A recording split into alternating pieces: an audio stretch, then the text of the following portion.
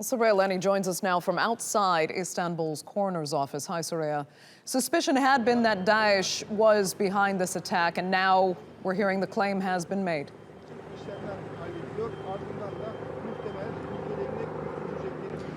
Absolutely. There is a claim of responsibility, at least from somebody saying they're a member of Daesh and that it was so-called a soldier of the caliphate who carried out that attack. Having said that, we have no independent confirmation of that account, whether or not this is a legitimate Daesh account. It has not come from the usual source, the Daesh news agency, where they usually post their propaganda. And also we have not yet heard from Turkish security officials who are carrying out their own investigations into this. So I think we're just going to have to wait to see for official confirmation from the Turkish security apparatus.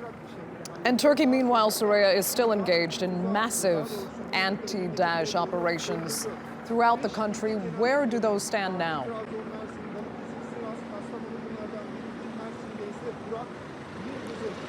We've heard that in the last week, this is according to the Turkish Interior Ministry, there have been 247 operations carried out against Daesh targets here in Turkey. 26 terrorists, according to the Interior Ministry, have been killed, and a further 25 suspects have been arrested out of 147. But there is no confirmation or clarification as to where the rest of those suspects actually are. This marks an uptick in Turkey's fight against Daesh, which really has started really around 18 months ago, following the string of high-profile attacks, not just here in Istanbul, but also in Ankara and other places against Turkish targets, civilian targets, claimed responsibility by Daesh.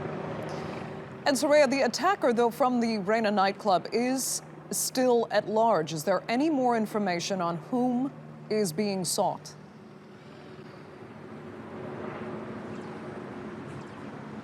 Well, absolutely. Now, we do know that there was at least one person responsible carrying a Kalashnikov. That Kalashnikov was left behind at the scene, so that could provide investigators with very important forensic details as to who this individual might be and where they've come from. There are Turkish media reports quoting police sources that possibly it was a foreign national responsible, and that the Turkish intelligence is looking into whether or not the person responsible was linked to the cell that carried out the Ataturk airport attack in June of last year. But Turkish security and Turkish intelligence have been very tight-lipped so far as this investigation continues. So we really don't have much more information than that. Okay, Soraya, we'll leave it there for now. Thanks so much for joining us with that. And let's cross live now to TRT World's Alican Ayanlar, who is following the story from Hatay in southern Turkey. Hi, Alican.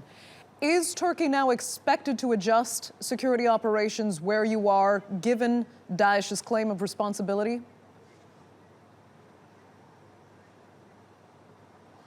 It most likely is. Keep in mind that the manhunt for the suspected shooter continues, but despite that, the Istanbul governor's office, as Soraya and you were talking about, has come out and said that Daesh has claimed responsibility, although these claims not coming through the usual sources. Now, there was a lot of speculation as who might have been behind this attack, but we weren't allowed to speculate because of local broadcasting rules in the first few hours.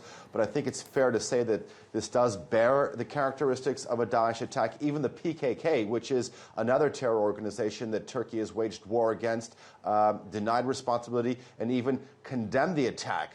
The Daesh statement that was released saying that this heroic soldier attacked a famous nightclub as Christians were celebrating the apostate holiday. Obviously, this bears nothing of the truth. And I think the best response came from one of Turkey's religious leaders when he said that this attack on an Istanbul nightclub was no different if it had attacked or if it targeted worshippers at a mosque. But that being said, Turkey's war against the terror organization Daesh continues both within the country's border and beyond, especially in northern Syria, as part of Operation Euphrates Shield. We do expect things to pick up on that front. We're entering day 132 of this critical operation now. It's being concentrated on retaking the strategic town of Al-Bab from Daesh control.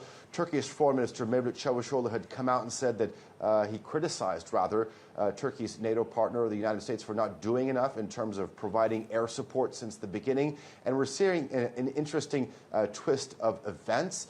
Turkey and Russia are building on this new partnership, which started with the evacuation of eastern Aleppo and continued with the brokering of this latest ceasefire deal.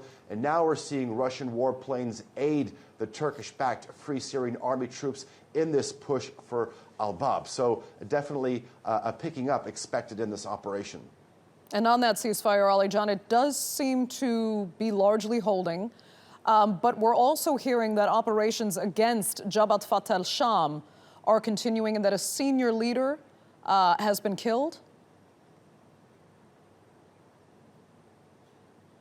Indeed, that's right. Our sources are telling us that a senior leader from Jabhat Fatah al-Sham, let's remind our viewers, that's a group that's not included as part of this ceasefire deal. A man by the name of Abu Omar al-Turkestani has been killed through an airstrike in the town of Sarmada, just outside of Idlib. Now, the town of Sarmada is a town that we, as TRT World, has frequently visited over the past 2 weeks since we've been in this area. It's between the Turkish border and Idlib city.